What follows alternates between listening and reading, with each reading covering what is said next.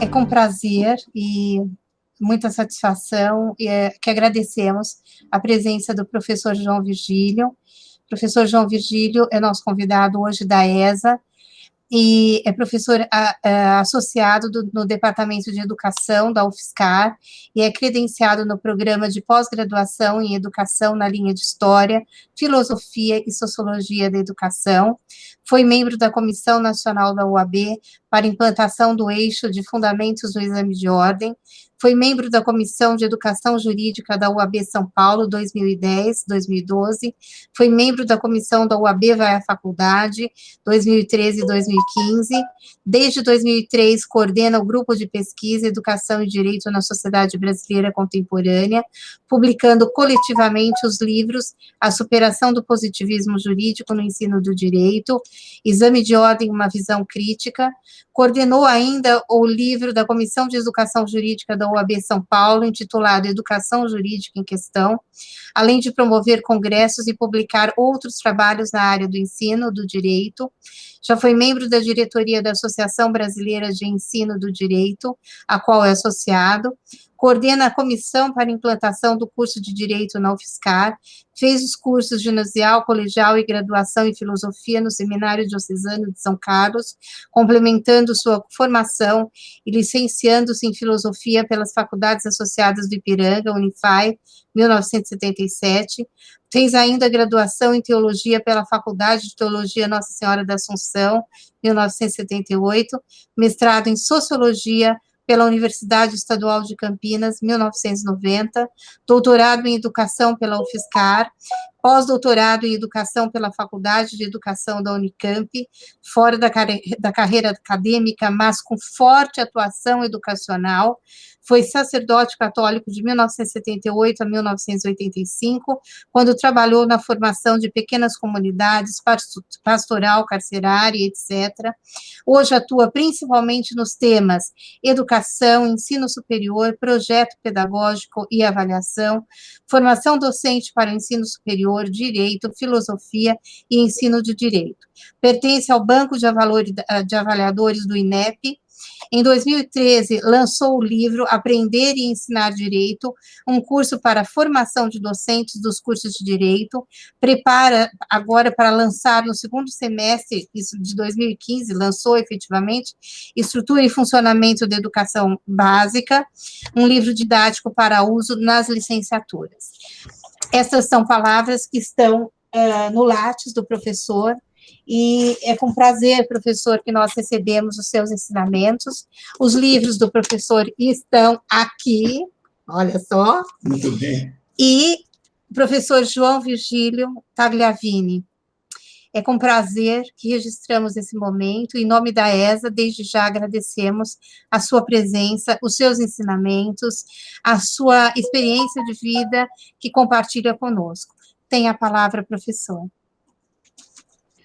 Então, saudações a todos, saudação a Regina, a todo o pessoal da ESA UAB São Paulo, e a todos aqueles que vierem a assistir a essa live, né? Regina, como está gravando e pode ser editado, eu não sei se... Porque aí eu não estou na tela agora que eu estou falando, eu estou fora da tela. Pode... O senhor... Eu estou lhe vendo aqui, professor. Na tela principal? Tela principal. Não, então acho que é a minha que está com... Corte esse pedacinho depois. Não tem problema. Tá. Então, eu vou apresentar para vocês, nessa pequena, digamos, palestra sobre educação jurídica, eu vou solicitar a licença para compartilhar uma tela, para assim nós podermos desenvolver o tema com mais didática, que é também um dos nossos objetivos nesse trabalho, né? Estou vendo a tela, tudo certo aqui. Isso. Então, aqui pela ESA UAB de São Paulo, né, nossa palestra sobre educação jurídica, eu sou o professor João Virgílio Tagliavini, que a professora Regina, né, muito gentilmente já apresentou, e nós estamos gravando esta aula no dia 25 de março de 2021.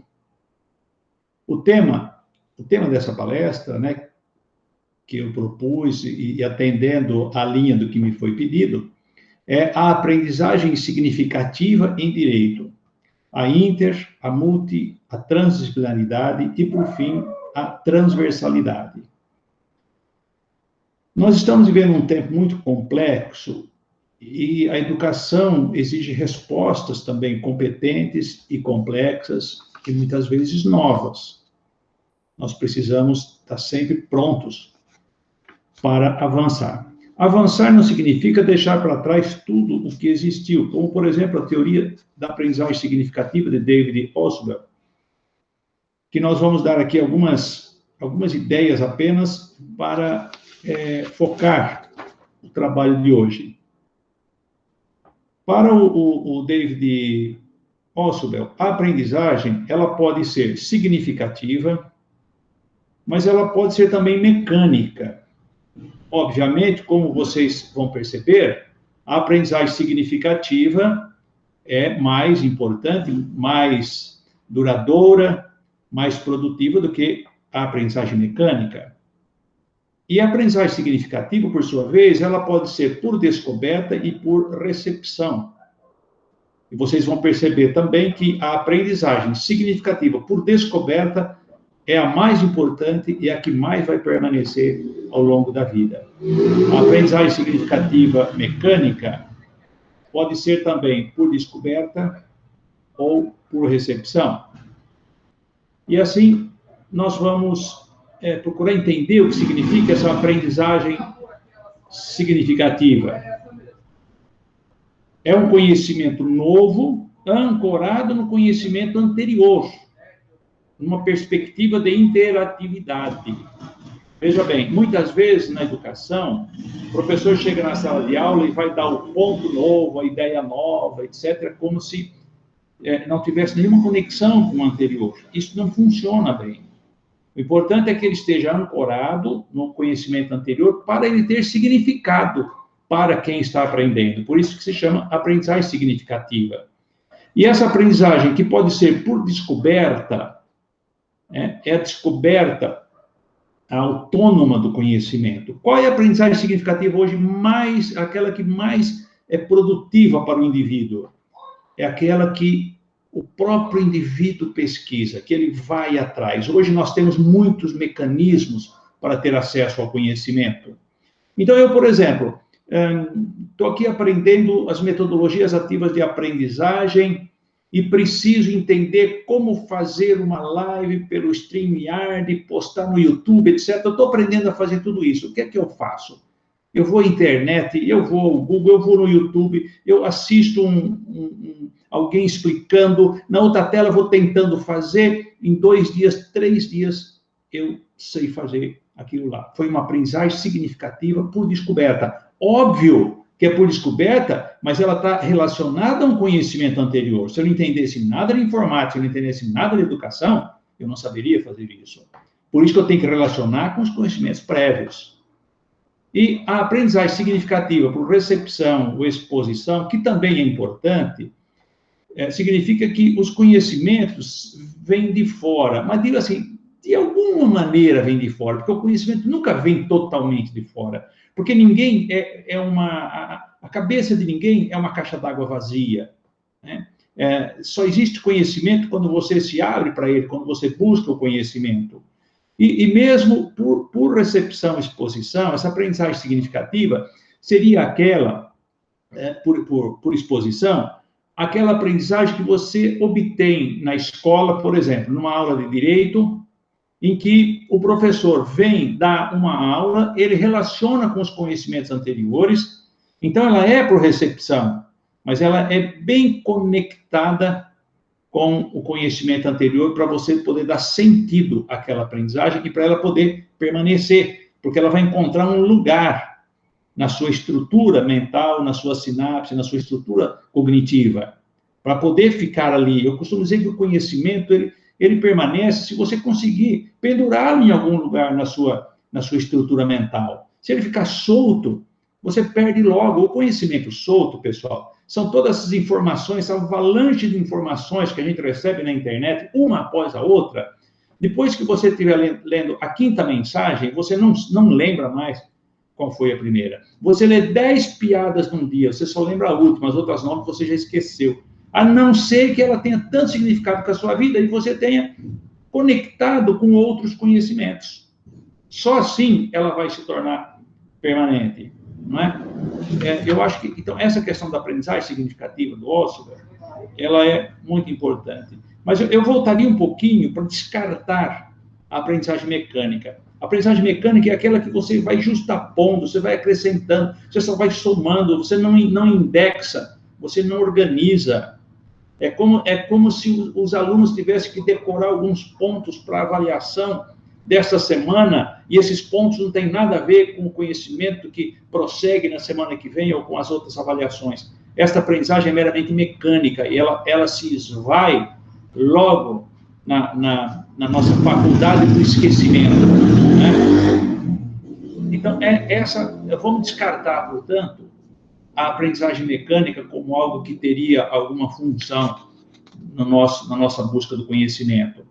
Para dizer a importância disso, pessoal, eu gosto de ancorar as minhas falas nos clássicos. Eu vou aqui num clássico chamado Leonardo da Vinci. Esse cara, ele foi aquilo que a gente gostaria de ser, um Leonardo da Vinci contemporâneo. Um homem que foi arquiteto, que foi artista plástico, que foi filósofo, que foi matemático. Ele entendia de medicina, ele estudou tudo na época dele. Um grande gênio. Das grandes emoções da minha vida foi visitar na cidade de Vinci a casinha do Leonardo da Vinci, lá no meio das oliveiras, né? Nas montanhas ali de Vinci, na Itália. Uma emoção muito grande de estar perto desse grande gênio. É claro, nós não vamos conseguir ser um Leonardo da Vinci, mas vamos nos aproximar um pouco, pelo menos, do espírito dele. Para construir essa obra chamada O Homem Vitruviano, porque ele se baseia numa descrição de Vitrúvio, que é lá do Império Romano, se não me engano, por isso se chama O Homem Vitruviano, ele, a partir das descrições da proporcionalidade do corpo humano, da harmonia do corpo humano, ele faz esse desenho que ele usa nas suas esculturas, nas suas pinturas, etc. Para construir essa obra, ele usou filosofia, arquitetura, matemática. Portanto, não dá para a gente aprender alguma coisa de modo fragmentado. É isso que eu quero chamar a atenção agora. Tá? Tem um filósofo italiano que diz que o ideal hoje seria ser um Leonardo da Vinci contemporâneo. E ele descreve o Leonardo da Vinci contemporâneo assim: ele tem um pouco do engenheiro americano, do filósofo alemão e do político francês. O engenheiro americano, ele quer dizer o prático, aquele que é capaz de realizar as coisas, né? De planejar, de realizar. O filósofo alemão, aquele que é capaz de ir à profundidade de cada coisa, à raiz, de ser radical no sentido de ir à raiz das questões. Os filósofos alemães do direito, nossa, nos dão assim um conhecimento profundo do significado, né, de todo o direito e da justiça. E o político francês, porque a prática também não é só o elemento material, não é só a construção do engenheiro, a prática é também a construção social, é a construção da cidade, é a construção política, é a dimensão da cidadania. Então, vocês que são professores, ou que querem ser professores, pensem nisso. Nós precisamos ter essa visão de conjunto de todas as dimensões. Onde foi que nós perdemos isso? Vamos, ficando nos clássicos, vamos lá. Francis Bacon, séculos XVI e XVII, o que Francis Bacon fez? Ele pegou aquele conhecimento metafísico, onde tudo estava misturado na filosofia. O conhecimento estava todo conectado, mas era metafísico, era abstrato.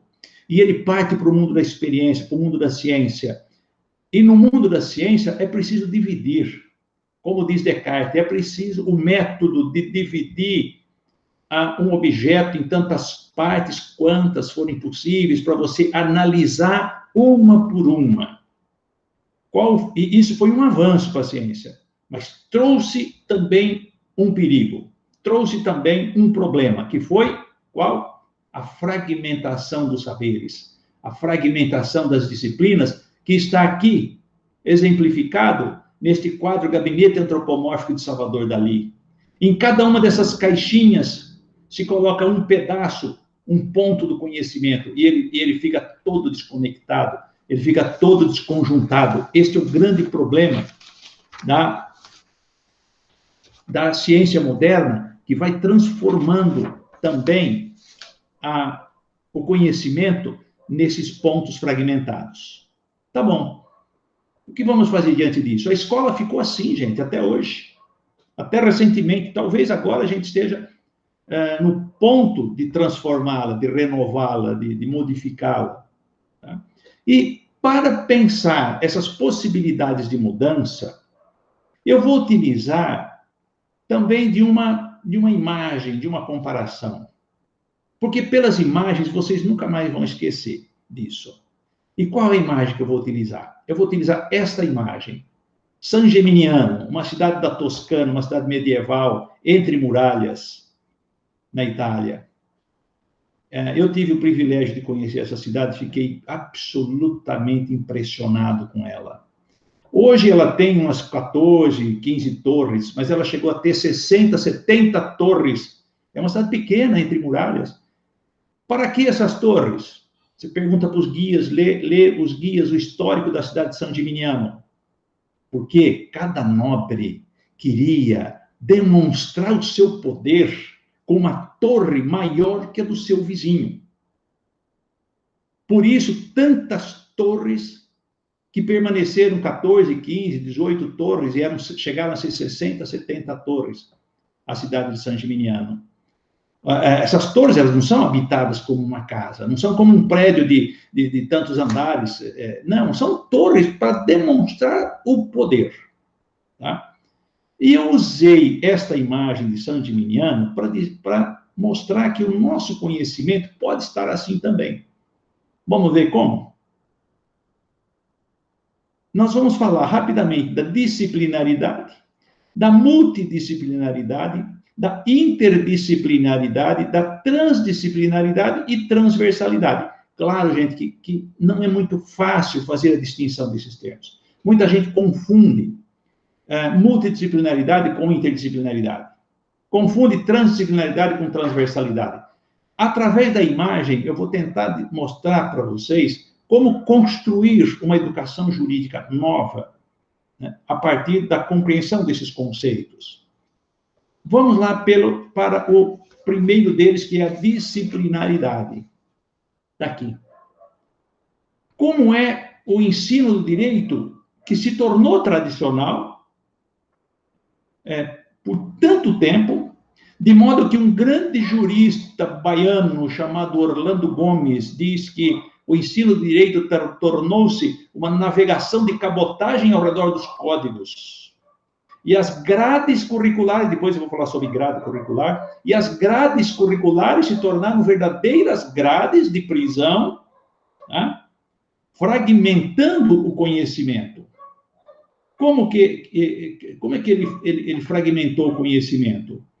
Uma torre aqui de San Gimignano é a Torre do Direito Penal 2. Podia ser 1, 3 ou 5. A outra torre é do Direito Civil 1. Vocês não se lembram daquelas grades curriculares que tinha direito, não era direito das coisas, direito da família, das sucessões, não, era direito civil 1, 2, 3, 4, 5, 6, 7, 8, direito penal 1, 2, 3, direito constitucional 1, 2, direito não sei o quê, 1, 2, 3. Ele nem nome tinham, era mais ou menos como algumas pesquisas que eu dirigi aqui, que eu orientei aqui na UFSCar, que foram mostrando como a grade, entre aspas, grade curricular, era uma cópia do índice dos códigos. Então, por exemplo, o Direito Civil 1 era a primeira parte do Código de Direito Civil, o Direito Civil 2 era a segunda parte, assim por diante. Aí tem uma torre aqui, um pouquinho menor, Direito Constitucional. Podia colocar todas as outras torres aqui, todos os outros direitos, e dizer que não há conexão entre os saberes, eles estão fragmentados e isolados.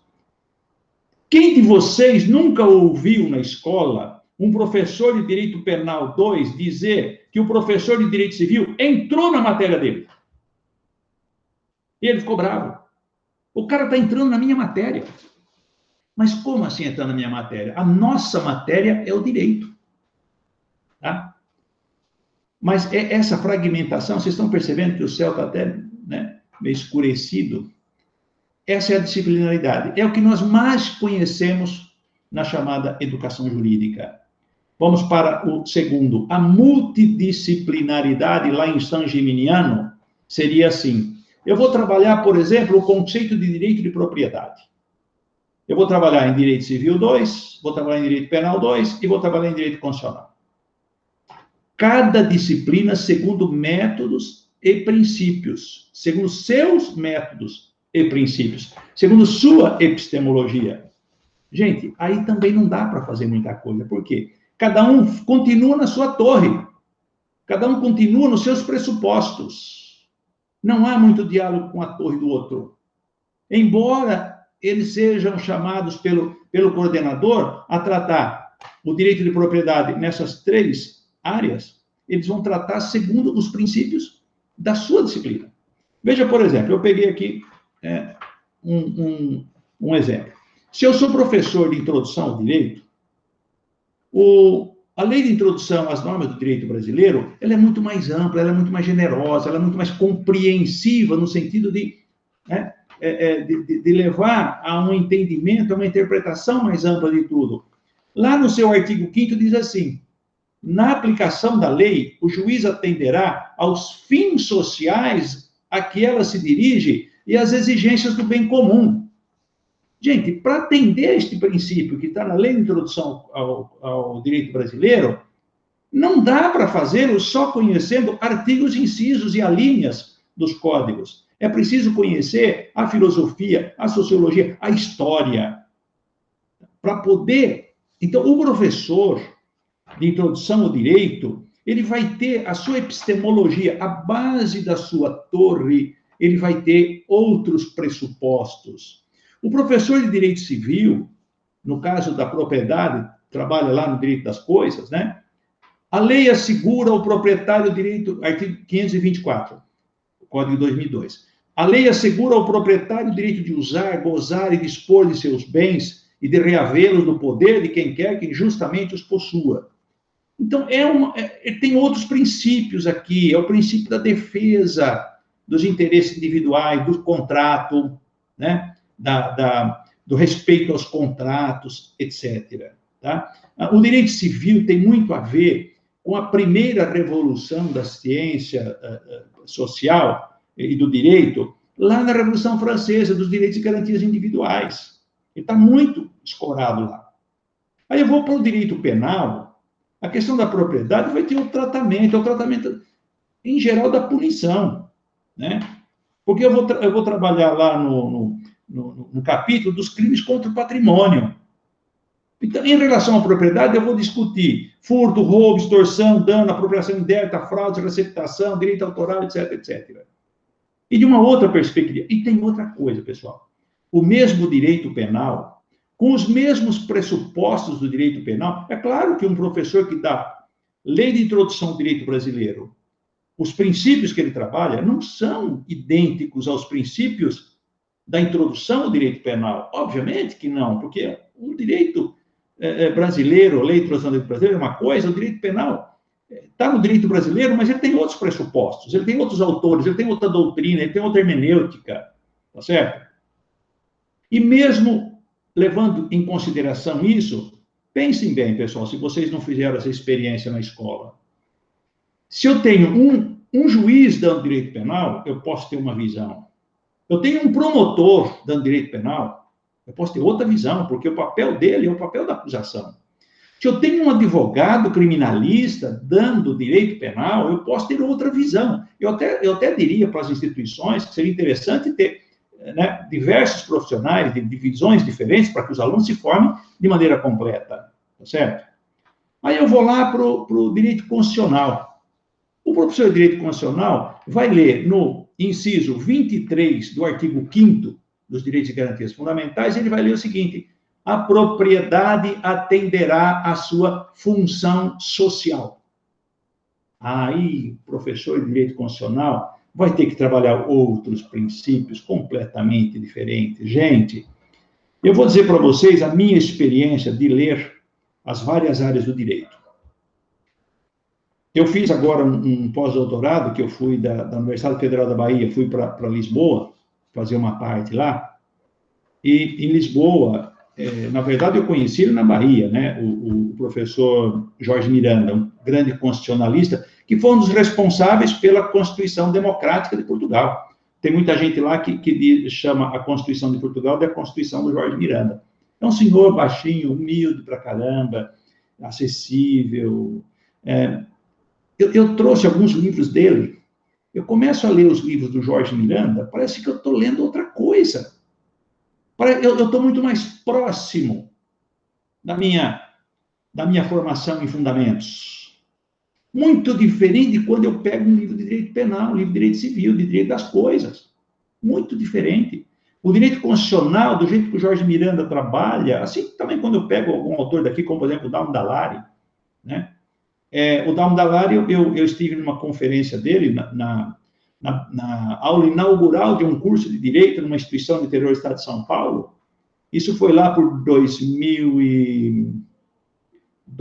foi antes do Código Civil, em 2002. Foi em 2000.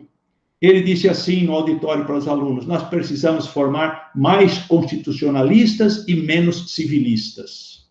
E eu que o recebi lá, fiquei conversando com ele, né, professor, explica mais para mim, que eu sou da área de fundamentos, explica mais essa expressão que o senhor utilizou na abertura do curso de Direito. É claro que, com o tempo, fui entender a profundidade da expressão do Dalmo de Abreu Dallari, né, do eminente professor Dalmo de Abreu Dallari, muito respeitado, né?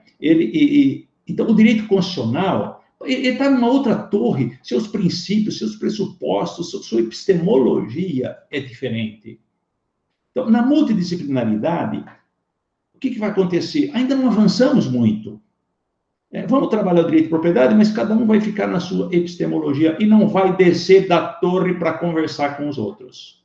Vamos dar um passo além? Interdisciplinaridade. O mesmo direito de propriedade. O que é que nós vamos fazer? Nós não vamos trabalhar apenas direito civil, direito penal, direito constitucional, direito. Nós vamos à fonte comum. Claro que nós vamos trabalhar do ponto de vista do civil, do penal, do constitucional, mas na perspectiva do direito, mais na perspectiva do que os une do que na perspectiva do que os fragmenta. Tá? Eu escrevi aqui embaixo o seguinte, olha, na interdisciplinaridade, o direito de propriedade é trabalhado segundo os métodos e a epistemologia do direito, não é do direito civil, do direito penal, do direito no sentido amplo, e das ciências humanas e sociais. Por isso que eu incluí aqui as torres de filosofia, sociologia, poderia ter incluído outras. Tá? E vocês estão vendo aqui uma elipse que une tudo. Eles trabalham nessa perspectiva mais integrada e eles podem descer das torres para conversar lá na praça, sentar na praça e conversar sobre o direito de propriedade, sem reservas, sem preconceitos, sem limitações, só na busca do conhecimento, na busca profunda do conhecimento. Quando eu digo profunda, vocês vão entender no último slide o que eu estou querendo dizer com isso. Então, essa interdisciplinaridade, nós ficamos ainda no campo da ciência, tá? Ainda no campo da ciência, a ciência que tem todos esses ramos, todos esses campos. Aí, nós vamos lá para a Praça de San Gimignano. Essa, obviamente, é a igreja dedicada ao santo, né, chamado São Gimignano. Na praça, aqui eu posso imaginar aqueles professores conversando, né, sobre o direito de propriedade nas suas múltiplas dimensões. Eles desceram das torres. Mas tem mais uma coisa, vamos dar mais um salto, que é o seguinte: transdisciplinaridade. O que é isso, afinal de contas? É diferente de interdisciplinaridade? Sim, é diferente. Por quê? Porque na interdisciplinaridade, eu disse para vocês que a gente fica no campo da ciência. A gente fica no campo do conhecimento científico. Na transdisciplinaridade, nós vamos considerar outras dimensões. além do material ou imaterial, o profano e o sagrado, por isso que eu pus aqui diante da igreja. Quem é que compreenderia o direito medieval se não levasse em conta a presença da igreja? Ninguém compreenderia. Quem compreenderia o direito dos incas, dos astecas, dos maias, se não levasse em conta a sua religião, a sua religiosidade, os seus princípios éticos, morais, etc, etc. Tá? Então, o que é a transdisciplinaridade? A transdisciplinaridade significa que o sujeito não está fechado a nenhuma das dimensões, mesmo as chamadas dimensões espirituais, transcendentes, etc., que muitas vezes têm influência sobre como a pessoa lê, como ela vê, como ela enxerga, como ela interpreta e como ela aplica o direito. Né? Eu vou ler um trechinho aqui para vocês, que eu gosto muito, é do Roberto Aguiar. Roberto Aguiar é um grande professor, um grande jurista, ele trabalhou na Universidade de Brasília. Ele diz assim, ó, isso aqui está nesse livro, Educação Jurídica, século XXI. Tudo que eu estou dizendo aqui está num artigo, neste artigo aqui, que é meu e da Maria Cristina, que se chama A Transversalidade na Educação Jurídica, dos Fragmentos à Totalidade. Eu vou fazer um presente para vocês, eu vou encaminhar para a Regina, para colocar o link para este, não do livro todo, que eu não posso fazer essa pirataria, né? Mas do meu artigo, eu vou colocar o link para quem quiser ler tudo isso que eu estou falando aqui de uma maneira mais trabalhada, mais profunda. Colocando na descrição do vídeo, quando ele for disponibilizado, qualquer um que clicar ali pode ter acesso ao artigo. Neste artigo tem esse trechinho do Roberto Aguiar. Não há mais a juridicidade isolada. No mundo onde a informação é o poder e a interdisciplinaridade é uma necessidade. Isso já faz tempo que o Roberto Aguiar escreveu. As normas jurídicas, em si mesmas consideradas, são vazias. É a sua interpretação ou a sua derrogação por nova norma que tem vida. E essa vida é dada por fatores transjurídicos de natureza social, política, econômica e cultural. Logo, se o advogado não conhecer de filosofia, de ciência política, de sociologia, dentre outras ciências, corre o risco de se tornar um reprodutor burocrático menor das interpretações dominantes relativas às normas jurídicas. Olha a força do que o Roberto Aguiar disse aqui. Se você não tiver essa visão mais ampla, mais completa, você vai ser um mero reprodutor daqueles que tiveram essa visão e interpretaram as normas, e falaram sobre elas, e deram direcionamento. Então, o que nós temos que pensar nas faculdades de Direito, nos cursos de Direito? Temos que pensar nessa visão de conjunto, que vá além ainda da interdisciplinaridade, que vá até aquilo que as próprias diretrizes curriculares novas, já não são tão novas assim, né, do direito, que elas exigem, que é o quê? Até agora a gente estava lá dentro, estava na muralha, estava na praça. Agora nós vamos ultrapassar as portas, essa é uma porta na muralha de San Gimignano, nós vamos ultrapassar as portas, sair das muralhas do saber abstrato. E para onde nós vamos? Transversalidade. Dialoga com a realidade concreta, com as condições materiais da existência, com o mundo da produção dos bens, com o campo, com a fábrica, com o escritório, com a pandemia, com tudo que nós estamos vivendo, com os moradores de rua, né? Com as 3.000 mortes diárias, com o problema da necessidade do auxílio emergencial, com a sobrevivência humana, com as questões que nós vamos enfrentar, questões psicológicas, de tensão, questões de angústia, de depressão, decorrente disso tudo. E tudo isso vai ter repercussão lá no direito, óbvio. Tudo vai acabar tendo repercussão no direito. Agora, imagina se você formou alguém só para os artigos, incisos e alíneas. Como é que ele vai trabalhar essa situação? Né? Eu estava lá na Faculdade de Direito de Recife, onde eu fiz também um pós-doutorado há alguns anos, a famosa Faculdade de Direito de Recife, que foi criada em Olinda, depois se mudou para o Recife. Assim como a Faculdade de Direito de São Paulo, ela também está num prédio que tem um claustro, né? No São Paulo tem as arcadas, né? Que tem o pátio interno e tal. Lá na Faculdade de Direito de Recife, a mesma coisa. Ele é formado, o prédio, belíssimo prédio, foi inaugurado, se não me engano, em 1912. Ele abraça os estudantes e existe um pátio interno, né? Um claustro, vamos dizer assim, na mesma modalidade dos claustros religiosos. E numa palestra lá com os colegas da Faculdade de Direito de Recife, eu disse assim: como é que nós vamos formar esses estudantes?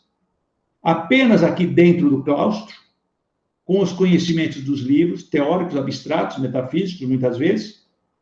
Ou nós vamos olhar além da porta, vamos transpor a porta, as portas da Faculdade de Direito, e vamos ali na rua de trás. Sabe o que tem na rua atrás da Faculdade de Direito de Recife? É uma Cracolândia. Então, se eu fico ali, enclausurado, eu tenho um mundo. Quando eu saio pelas portas, ando 100 metros, eu tenho ali um mundo abstrato. Quando eu ando 100 metros, eu tenho um mundo concreto. E só haverá transversalidade se houver o diálogo com essa realidade concreta, com o mundo concreto. Não haverá transversalidade, por exemplo, no direito de propriedade, se eu não levar em consideração todas as dimensões, todos os pontos de vista sobre a propriedade, por exemplo, a propriedade da terra no Brasil. Um advogado, um juiz, um promotor que vão lidar com uma questão de posse de terra, né, de ocupação de terra. Se ele não tiver essa visão ampla, complexa e completa, ele vai ter dificuldades para tratar aquele tema, a não ser na aplicação simples dos artigos, incisos e alíneas. E esta aplicação pode ser o cometimento de uma terrível injustiça. A gente costuma dizer o seguinte: quem é jovem há mais tempo, né, sabe que, né, lembra do LP, né, aquele disco grandão, né, com 6, 7 músicas de um lado, 6, 7 músicas do outro, né? Lembra disso, né, Regina? Aí, para você ouvir o disco inteiro, tem que ouvir os dois lados. É diferente do CD, hoje essa digital, tudo, né? Mas quando a gente pegava aquele LP, se você quiser, no direito, pessoal, vocês têm que pensar muito nisso. Se você quiser ouvir o disco todo, tem que ouvir os dois lados. E às vezes são outros lados também. E no direito é a mesma coisa. Agora, para ouvir os dois lados, eu preciso ouvir o grande produtor, eu preciso ouvir o sem terra, o sem teto, eu preciso ouvir o industrial, eu preciso ouvir o pequeno agricultor, o agricultor familiar. Eu preciso ouvir tudo. Senão, eu só vou escutar um lado do disco e vou perder o outro. Eu não vou ter a dimensão completa do disco, assim como não vou ter a dimensão completa do direito. Os temas transversais, pessoal, são exigidos nas diretrizes curriculares, por isso nós precisamos saber o que eles significam. Senão nós vamos fazer, assim, uma espécie de arremedo de interdisciplinaridade como se fosse transversalidade. Não é. Transversalidade vai além. Aqui nas diretrizes curriculares, diz o seguinte: o PPC, né, o projeto pedagógico do curso, deve prever ainda as formas de tratamento transversal. Então, tem que estar lá no projeto de curso. de tratamento transversal dos conteúdos exigidos em diretrizes nacionais específicas, tais como políticas de educação ambiental, de educação em direitos humanos. Eu comentei com vocês outra vez, mas vou repetir aqui, gente, pasmem, que eu já ouvi professor de direitos humanos dizer que era contra os direitos humanos, tá? De educação em direitos humanos, de educação para a terceira idade, de educação em políticas de gênero, de educação das relações étnico-raciais e histórias e culturas afro-brasileira, africana e indígena, entre outras. Então, gente, o projeto pedagógico de curso, ele é algo muito amplo, algo que exige muito conhecimento técnico específico, muito conhecimento em educação, né? E assim nós chegamos ao ponto da transversalidade. Vocês estão vendo aí nessa imagem de San Gimignano, belíssima imagem, né? Uma bonita fotografia. Vale a pena, pessoal, esse lugar é maravilhoso. A pena que hoje a gente está proibido de sair, né? Até ali na esquina, né?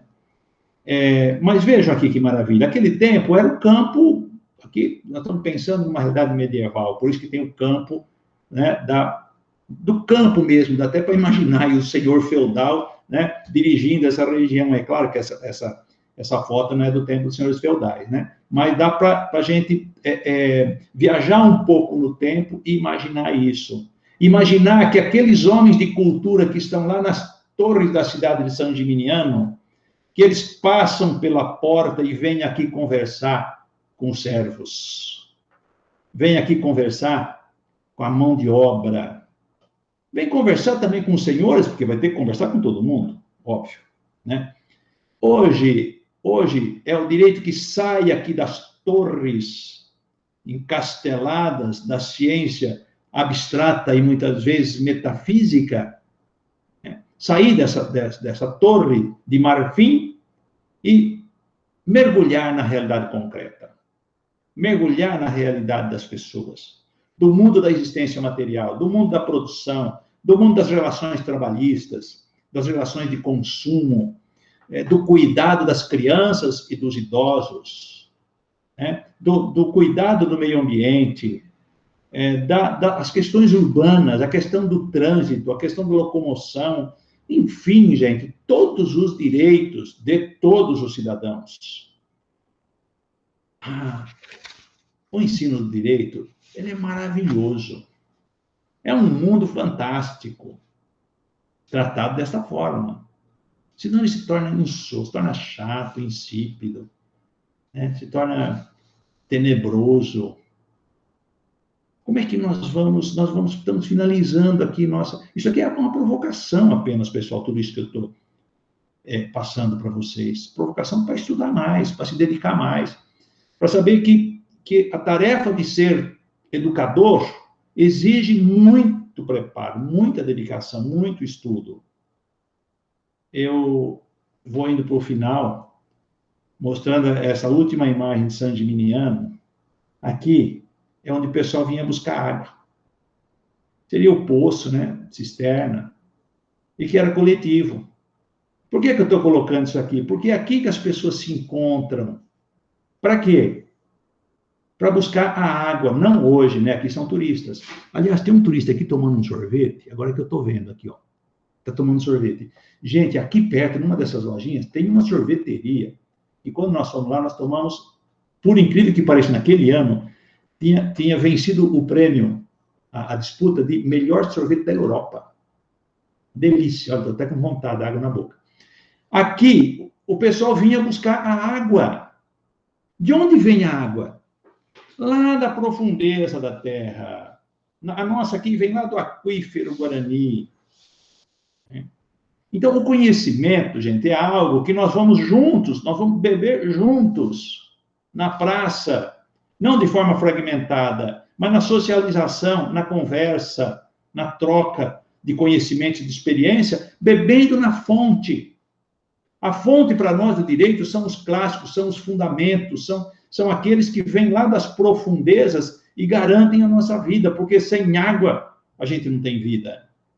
Então, esse conhecimento, eu vou indo para o fim da nossa exposição dizendo que é a água do saber, aquela da qual todos têm necessidade, né?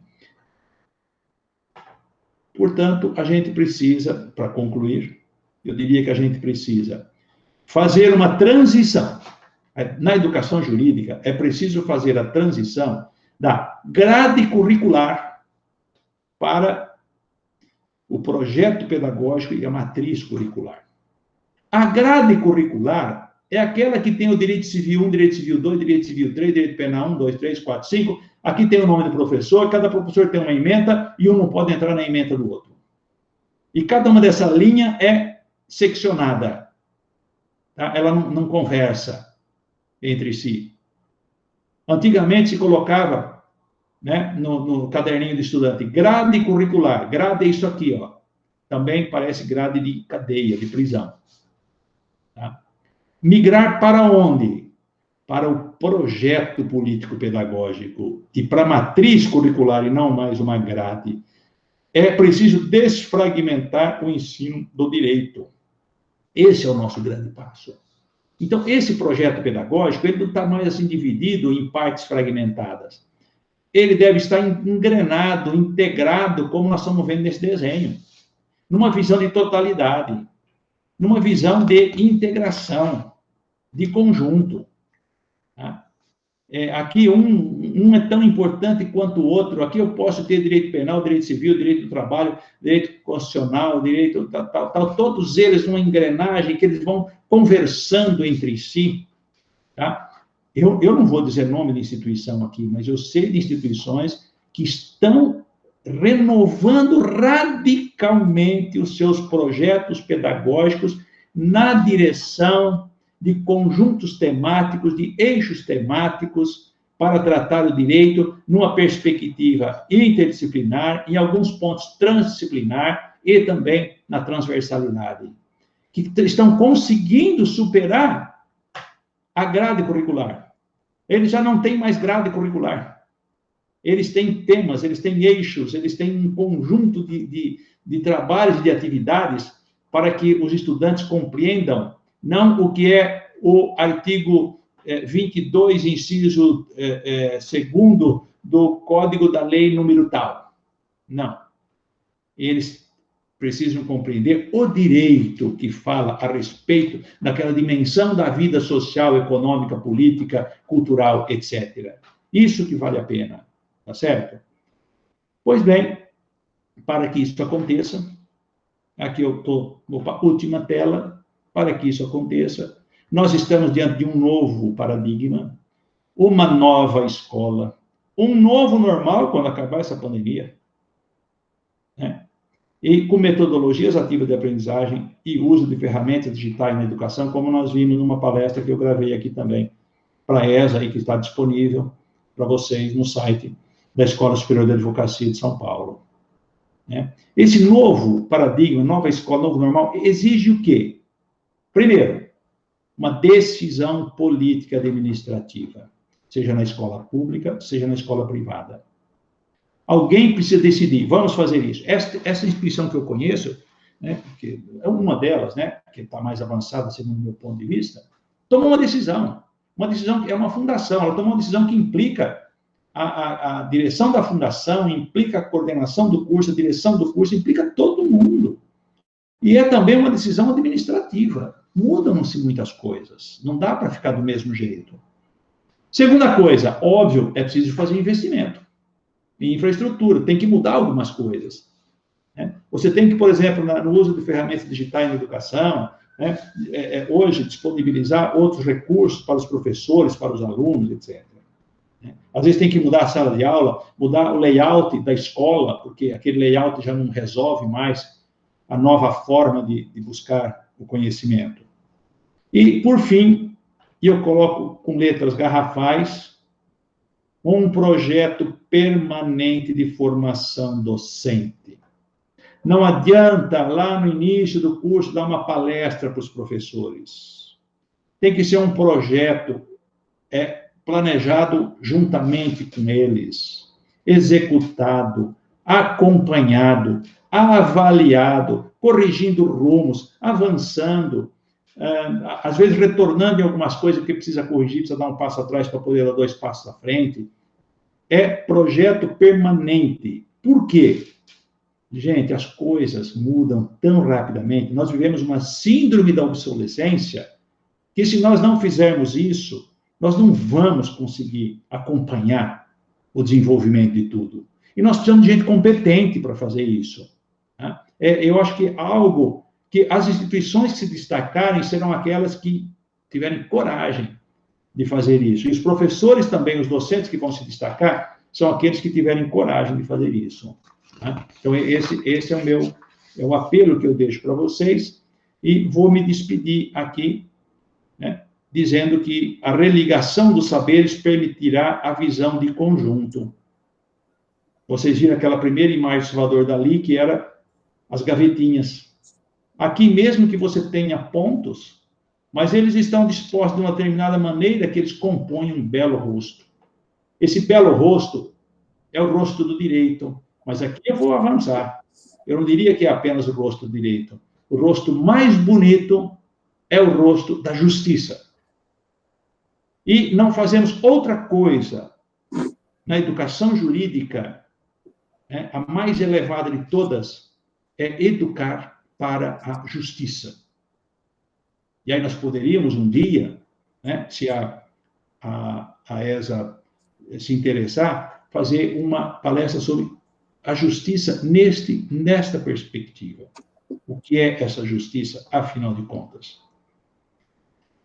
Muito bem, professora Regina, um bom trabalho para todos e todas. Aqui está o meu e-mail. Quem assistir esse vídeo, quiser entrar em contato, está aqui o contato. E eu prometo que vou encaminhar para essa o link, Dropbox, né, deste artigo, que foi objeto da nossa conferência de hoje, porque lá existem, está mais aprofundado, existem referências bibliográficas e tal, que quem quiser se aprofundar vai ter lá muita oportunidade para fazer isso. Eu deixo aqui para todos que estão assistindo um grande abraço, uma palavra de ânimo e de incentivo, né? Os educadores são importantíssimos, são indispensáveis, são eles que formam todas as outras profissões. É preciso acreditar em si, investir em si, apoiar o colega, né? E acreditar, apesar de tudo, que nós somos capazes de educar. Nós somos capazes de trazer alguma coisa para a transformação dessa realidade na qual nós estamos vivendo. E uma boa educação jurídica competente já é uma contribuição para a transformação. Grande abraço a todos. Regina, professor, da ESA, do seu convite, e da ESA, e do nosso grande amigo que fez esse contato, que é o professor Alisson Leandro Mascaro. Claro, professor, é um prazer ouvi-lo. Aliás, já tenho algumas perguntas aqui. A sua palestra é uma viagem de conhecimento, uma motivação em todos os sentidos, no sentido de estudo, no sentido de viajar para aprender, no sentido de sentir os lugares, porque, afinal de contas, em cada viagem eu tive a oportunidade de conhecer os lugares, o lugar que o senhor citou, e, assim, então, da saudade daquele sorvete, realmente. E, assim, a saudade é um sentimento bom, e ela é um sentimento que soma, junto com todo esse conhecimento que o senhor passou agora para nós. Então, claro, eu quero agradecer muito a oportunidade de ter ouvido o senhor. E aí, com essa viagem da apresentação, eu realmente fui até 1982, quando eu comecei o curso de Direito, 1982, e passei por todas essas transformações, tive essa oportunidade de passar por essas transformações, né? E estar agora no século XXI, diante de tudo aquilo que nós aprendemos, efetivamente atuamos, e do que temos a atuar, né, e a aprender. Então, eu gostei do termo das grades de prisão. realmente as grades, elas principalmente no período que eu fiz o meu curso, realmente tinha, né? Não podia sair, um professor não podia sair do script, né? Estava ali e era aquele roteiro. E aí, professor, dentro desses desafios agora do século XXI, o senhor entende que a legislação que está aí vigente já é o suficiente para amparar os professores e as instituições que estão nesses novos projetos? Eu sei de algumas que já conseguiram aprovar, né, os projetos inovadores. E o senhor acha que precisa ser alterado alguma coisa nessa legislação ou ela já é suficiente? Regina, a sua questão, ela é absolutamente pertinente e importante e nos dá uma oportunidade aqui de esclarecer o seguinte: a legislação educacional é avançadíssima. Ela é avançadíssima. Eu tenho aqui nesse livro, né, Estrutura e Funcionamento da Educação Básica, você ganhou de presente na página 13. Detalhe. A página 13 está lá, as tábuas da lei da educação brasileira. Eu chamo de tábuas da lei. Uhum. São 8 princípios. Estão no artigo 206 da Constituição Federal. Eu vou, assim, ao mais básico, que é a Constituição, porque ela é que rege tudo, né? Mas eu poderia, depois, no livro, eu desço, né, as diretrizes, a LDB que reproduz algumas partes da Constituição e avança, né? Olha aqui. O ensino será ministrado nos seguintes princípios: igualdade de condições para o acesso e permanência. Inciso 2, liberdade de aprender, ensinar, pesquisar e divulgar o pensamento, a arte e o saber. Inciso 3, pluralismo de ideias e concepções pedagógicas e coexistência de instituições públicas e privadas de ensino. Só nesses 2 incisos, o segundo e o terceiro, nós já temos as bases daquilo que nós chamamos no direito educacional de flexibilidade do trabalho educacional. Tá? Quando nós vamos para a LDB, Lei de Diretriz e Base da Educação Nacional, a Lei 9394 de 96, ela vai reproduzir todos esses princípios que estão na Constituição. E quando eu trabalho aqui com os alunos na UFSCar, eu trabalho nessa disciplina todos os níveis e modalidades da educação básica. Na LDB, eu pego na Constituição, depois eu vou na LDB, na Lei de Diretriz e Base da Educação Nacional, por exemplo, sobre educação infantil, tem lá um trecho sobre educação infantil, então eu vou à LDB. Sobre ensino fundamental, sobre ensino médio, sobre educação profissional, educação de jovens e adultos, educação indígena, educação quilombola, etc, etc. Educação especial. Tá? Em todos eles... depois eu vou às diretrizes curriculares nacionais, que são do Conselho Nacional de Educação, homologados pelo MEC. Em todos eles há o princípio da flexibilidade. O que não existe, Regina, por isso que a sua pergunta é muito pertinente, o que não existe flexibilidade, muitas vezes, é na cabeça do avaliador. Aí nós já tivemos muitos problemas. Tá certo? Por quê? Porque lá o avaliador, ele fez um curso de direito em que ele tinha as disciplinas todas, direito civil 1, 2, 3, 4, 5, penal 1, 4, 5. Quando ele chega num projeto pedagógico e ele vê que não tem o nome daquela disciplina, mas as diretrizes curriculares não colocam como disciplina, colocam como componentes curriculares, como conteúdos. Tá certo? O que não pode faltar no projeto pedagógico são os conteúdos essenciais do direito de todas as áreas. Isso não pode faltar. Mas ele não precisa vir disciplinarizado. Ele pode vir em projeto, em eixos temáticos, ele pode vir de muitas formas.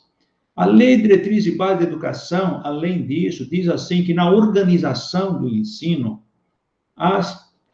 os sistemas de ensino e as instituições privadas podem organizar por séries, por ciclos, pode ser anuais, pode ser semestrais, podem ser por ciclos, pega 2, 3 anos, pode ser por faixa etária, no caso da educação básica, pode ser de muitas formas. Uma escola que resolver derrubar todas as paredes que dividem as salas de aula, ela não estará ferindo a legislação. Ela tem que fazer um projeto diferente de educação. Pode ser até por projetos, em que crianças, por exemplo, de 5 anos, de 8 anos, de 10 anos, trabalhem juntas num determinado projeto, depois elas vão para outro projeto, elas têm que se formar. Porque eu aconselharia, Regina, na hora que você tiver um tempinho, e os que estão ouvindo, assistirem um documentário que está disponível gratuitamente, chama-se Educação Proibida. É um belíssimo documentário. Ele trata, assim, o enredo que une todas as falas de um garoto do ensino médio que está se formando no ensino médio, e a diretora da escola não quer que ele faça um determinado discurso, quer modificar o discurso dele de formatura. E é esse diálogo entre o menino, o professor que coordena a sala, e a direção da escola, é por meio desse diálogo que se dá todo o documentário. Belíssimo documentário, Educação Proibida. Aí você vai ver que o menino diz assim, ele termina o ensino médio, depois de tudo aquilo que foi feito, respeitando toda a legislação, deram toda a grade inteirinha. Ele diz assim, eu não aprendi nada. Eu não aprendi nada. Ele fala assim, olha, eu posso colocar tudo que eu aprendi nesses 3 anos num caderno. Eu falo, não, num caderno não. Numa folha. Não, numa folha não. Eu não aprendi nada. Então, o importante é a gente descobrir uma forma em que se dê a aprendizagem, que ela aconteça e que ela seja significativa. Tá? Você mostrou aí, né, o livro que eu encaminhei para você. Eu trabalho isso aqui no livro Aprender a Ensinar Direito. Né? Como é possível você passar 1, 2, 3, 5 anos numa escola e não aprender quase nada? É possível. E é possível ser aprovado, inclusive. Nós precisamos mudar isso. Esse é o desafio do que nós acabamos de apresentar aqui. Então, Regina, a resposta à sua pergunta é a seguinte: nós não precisamos de mais leis, nós precisamos de mais ação, mais decisão política e administrativa. Coragem, nós precisamos de coragem. Uhum. Professor, hoje nós estamos no dia 25 e ontem saiu uma publicação no Estadão, aliás, foi divulgado em todos os jornais, todos citando o Estadão, porque eu busquei aqui. Aí a manchete da reportagem do Estadão foi exatamente a frase que foi dita e que foi veiculada pela imprensa, que é assim, ao lado de Bolsonaro, Pacheco e Lira, Fux prega esperança e promete estratégias para evitar a judicialização da pandemia. Veja, então, mostra essa visão maior, né? Quer dizer, sim, nós estamos num problema tão sério, quer dizer, e de repente todo mundo está aprendendo, né? Todos estão aprendendo a conversar mais e buscar mais soluções. E o ministro do STF, do Supremo Tribunal Federal, o ministro Fux, disse nessa esperança, né, de prometer estratégia para evitar a judicialização da pandemia. É um momento, assim, histórico, né, porque sim. Nós estamos vivendo... Aquelas 3 dimensões lá, do engenheiro americano, o político francês e o filósofo alemão, qual que é o papel da política? É a conversa. Uhum. É a busca do melhor caminho do bem comum. Uhum. É isso que nós precisamos, né? Hoje, por exemplo, existe uma permissão, né, da mediação e da arbitragem, por exemplo, que não precisa judicializar. Há tantos mecanismos para isso, mas mesmo que não chegue a mediação e a arbitragem, politicamente, né, socialmente, na conversa com as entidades da sociedade civil, num diálogo aberto, na busca do bem comum, né, é possível. Não precisamos ficar judicializando tudo, né? E assim, obviamente, o judiciário teria mais tempo para cuidar de questões mais pertinentes. Eu acho que essa é uma boa lembrança que você fez aí. Eu ouvi a fala do presidente do Supremo. Professor, e me preocupa um pouco, e aí é o meu último questionamento, até pelo adiantado da hora, mas me preocupa, eu penso o seguinte, eu tenho acompanhado o ensino todo esse período, e assim, qual a sua visão em relação a alguns alunos? Porque quando nós estamos no curso de Direito, em uma instituição que teve alunos formados já dentro de uma condição até familiar, né? Eu sempre digo isso, às vezes o conhecimento veio por telepatia, né? E também, às vezes, na barriga da mãe, já está lá na genética. E naqueles casos que não veio e o aprendizado básico tem que estar muito estruturado. Será que quando nós entramos nesse descortinar, né, de conhecimento que é importantíssimo, não tem a menor dúvida que tem que ser, será que o mesmo resultado que nós vamos ter naquela escola que tem essas pessoas que já têm todo um apoio familiar, uma estrutura, será que vai ser o mesmo resultado com a outra instituição, com outro curso, onde nem todos tiveram a mesma condição, professor? E aí, será que o ensino básico, aquele tradicional, não agrega mais? Como que nós equilibramos esses dois fatores? Tá. Nós temos uma questão muito séria, Regina, que é necessária e que nos traz muitos desafios. Tem gente que fala que é problemática, eu acho que é desafiadora. Uhum. É o seguinte, que é a questão da inclusão, né? A inclusão, que diz aqui, ó, mas aqui está na Constituição, né, aqui, ó, artigo 206, igualdade de condições para o acesso e permanência na escola.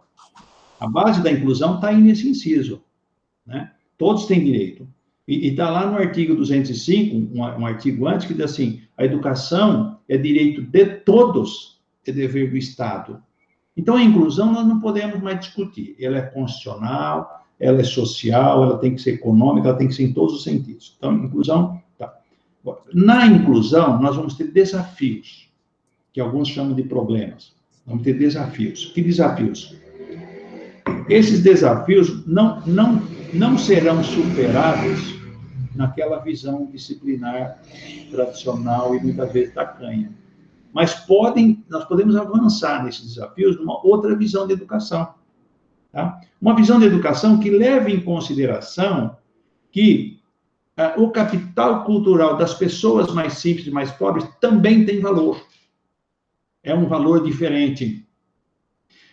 Na semana passada, eu tive o grande prazer de pedir orientação para fazer um trabalho aqui na internet para um ex-aluno do curso de pedagogia da UFSCar, que veio do movimento dos trabalhadores sem terra, lá do campo da ocupação.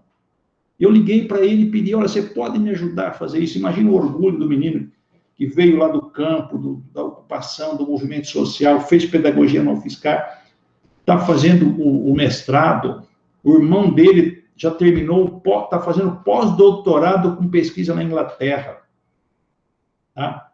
Então, o que aconteceu? Quando esses alunos chegaram para a pedagogia da terra, aqui na UFSCar, se você comparar em termos de capital cultural com aqueles que tiveram todas as condições de acesso às informações desde criancinha, é óbvio que eles tinham dificuldades. Agora, como nós trabalhamos com eles? Para que eles pudessem, né, se desenvolver dentro das suas perspectivas, dos seus valores, etc, etc. E outra coisa, Regina, cá entre nós, o valor do menino desse, muitas vezes comparado àquele boyzinho que tem tudo na vida e não dá valor, você nem precisa me perguntar com qual eu gosto mais de trabalhar, né? E uma outra coisa, Regina, existem conhecimentos e valores na educação popular que são fantásticos. E eu estava conversando com um amigo analfabeto que criou 6 filhos, e um dia ele fazendo o seu cigarro de palha, eu sentado na grama, ele de cócoras, porque eles conseguem ficar de cócoras, eles não conseguem. E ele dizia assim, João, eu eduquei meus filhos da seguinte maneira: não prejudicar ninguém, reconhecer a cada um o que é seu e ser honesto. Aquilo, Regina, me arrepiou.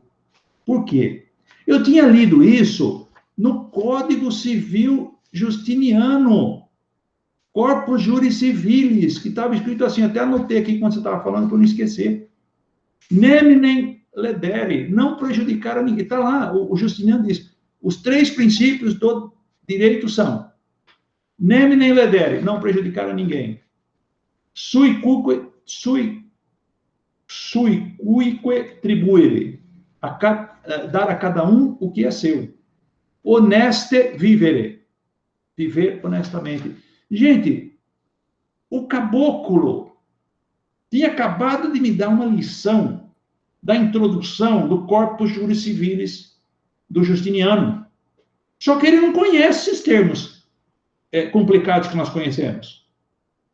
Agora, não é porque ele não conhece esses termos complicados, esses conceitos, é porque ele não entende de direito e de justiça. Ele entende mais de direito e de justiça.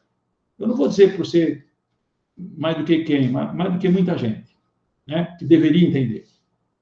Ele entende muito mais. Agora, imagina se eu pego esse sujeito aqui, se ele tivesse tido desde criança oportunidade de estudar, de fazer tal, como ele seria, né, um jurista? Ele é um jurista nato. Tá? Existe um conhecimento popular, assim como a educação popular. Educação popular, quem trabalha muito o tema educação popular é o professor Carlos Rodrigues Brandão, da Unicamp. Deve ser emérito agora. Ele tem um texto, num livro de educação popular, em que ele diz assim, eu falei para o seu Cício, o que é educação? E seu Cício me respondeu, doutor, educação, quando o senhor fala educação, o senhor fala uma educação. Quando eu falo educação, eu estou falando de outra educação. Então é difícil a gente dizer o que é educação. Para o senhor, educação é um tanto de livro, é um tanto de diploma, é um tanto disso e daquilo. Para mim, doutor, educação é respeitar os outros, é saber plantar e colher, é cuidar dos animais, é cuidar da terra, é respeitar a natureza, etc. Então, o seu Cício, diz o Carlos Rodrigues Brandão, o seu Cício sabe muito bem o que é educação. Agora, nós da escola é que não sabemos trabalhar com o seu Cício. Este é o nosso... Então, a pergunta que você fez, eu digo assim, eu sou favorável à inclusão e nós temos que ter competência para vencer esses grandes desafios que a inclusão nos traz. E nós estamos superando. E temos que ter competência para superar. Perfeito, professor. E veja, quando o senhor estava falando, eu me lembrei, na minha vida, o divisor de águas teve vários momentos importantes, mas cientificamente falando, foi minha tese de doutorado. Meu orientador foi o doutor Celso Seixas Ribeiro Bastos, que já não está mais entre nós, constitucionalista. E aí, quando eu pedi para fazer o tema que eu fiz, que envolve patrimônio histórico, identidade e cidadania, esse é o título, Patrimônio Histórico Nacional, Identidade e Cidadania. Eu pedi a ele porque eu fiz uma pesquisa em que eu saí a campo, eu saí do gabinete. E saindo do gabinete, eu encontrei as pessoas que verdadeiramente me deram, me subsidiaram no sentido do que é realmente um patrimônio, de como cuidar do patrimônio.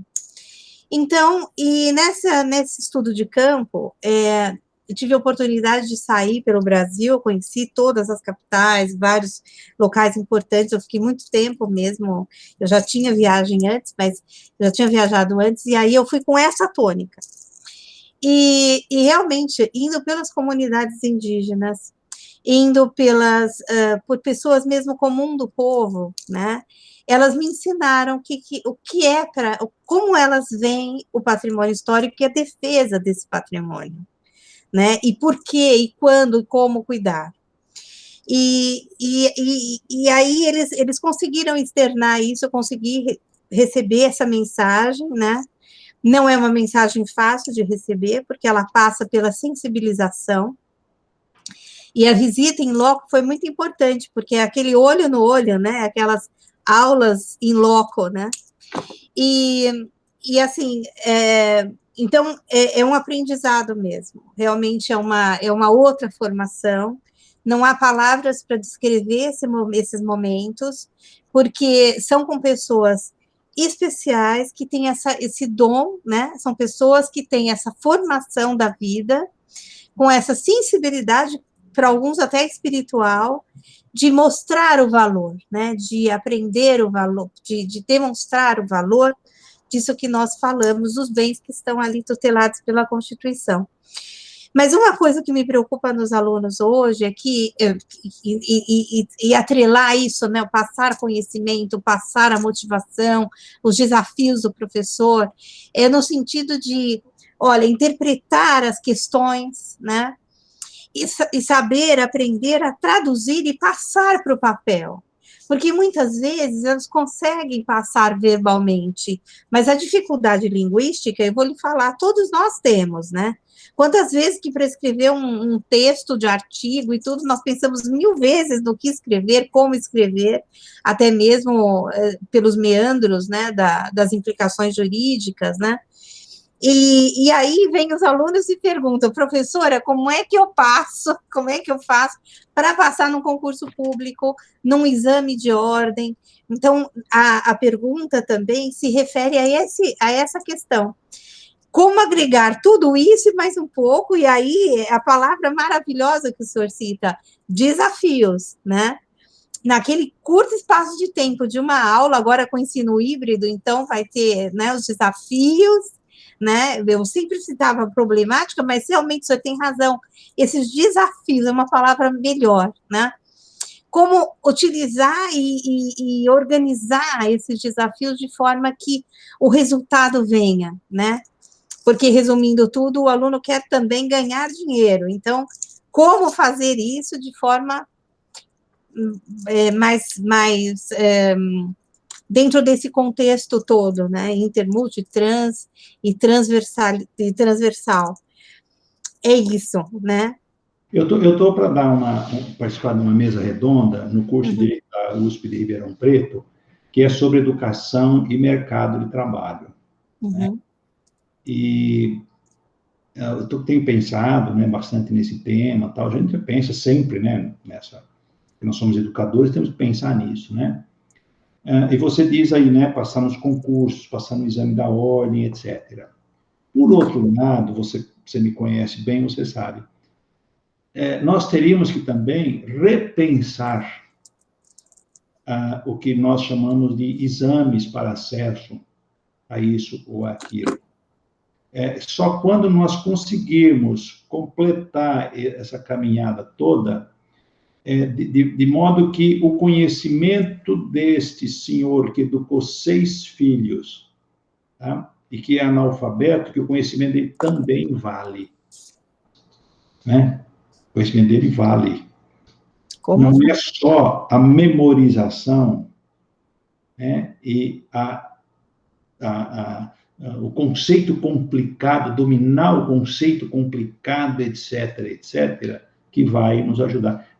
Pelo contrário, nós deveríamos buscar ser mais simples possíveis. Ontem eu estava lendo um conto de um jornalista italiano chamado Dino Buzzati, e neste conto tinha uma referência da biógrafa do jornalista, que fala de um encontro entre ele e um outro jornalista francês. E o jornalista francês elogia o jornalista italiano, dizendo assim: o Dino Buzzati, ele é jornalista, ele é poeta, ele é filósofo e, sobretudo, ele é claro no que ele fala, no que ele faz. Né? E o jornalista francês completa: quem não é claro é medíocre. Eu achei pesada a afirmação dele, mas ela nos questiona. Ela nos questiona.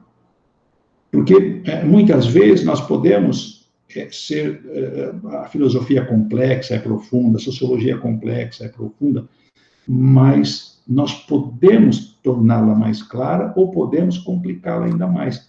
Claro. É mais comum, Regina, é mais comum daqueles que não sabem complicarem do que aqueles que sabem muito, porque os que sabem muito sabem tanto que são capazes de ser claros, que são capazes de simplificar. Eu quando me aproximei do Jorge Miranda, eu falei, eu estou diante de um monstro. Como é que eu vou conversar com esse homem? Né? Do conhecimento do direito constitucional.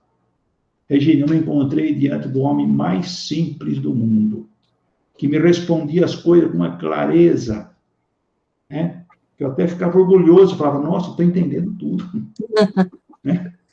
É uma coisa, assim, própria. Algumas pessoas na vida eu conheci que foram sábias e que foram absolutamente simples. Perfeito, professor. Muito, muito excelente as suas explicações. E eu adorei as últimas frases que o senhor citou, porque eu também tenho essa convicção de que nós precisamos criar, formar, estruturar pessoas para atuarem na nossa sociedade com a nossa realidade, né? E sem importar tantos modismos, às vezes, né? Que muitas vezes não corresponde à nossa realidade. Agora, com a sociedade da informação, com o direito 5.0, então, às vezes até preocupa, né? E realmente, assim, eu tive a oportunidade de conhecer o professor Jorge Miranda num encontro na USP com os constitucionalistas, né? Com os constitucionalistas, que é um grupo que tem na USP, né, coordenado pelo professor Manuel Gonçalves Ferreira Filho. Então, eu tive essa oportunidade. Então, realmente foi um presente, né, estar com ele naqueles momentos que ele esteve no Brasil, e é um prazer estar com o senhor aqui agora, já chegando ao nosso finalmente, afinal de contas, pelo adiantado da hora, agradecendo a oportunidade de ter ouvido, de ter a aula, de ter a gravação na ESA, e da ESA estar com os eventos, e aí dando oportunidade de pessoas em todo lugar do mundo, né, porque tem muitos brasileiros que estão fora do Brasil, já me pedindo, né, olha, quando vão sair as gravações que nós queremos assistir, né, então esse recurso da informática e da tecnologia veio também para somar, para nos ajudar, Sim. E no final tudo vem para o bem, né.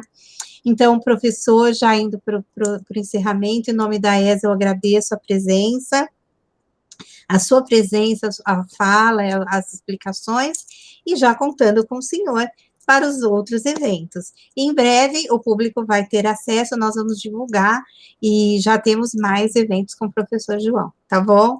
Muito Sim. Obrigada, professor João.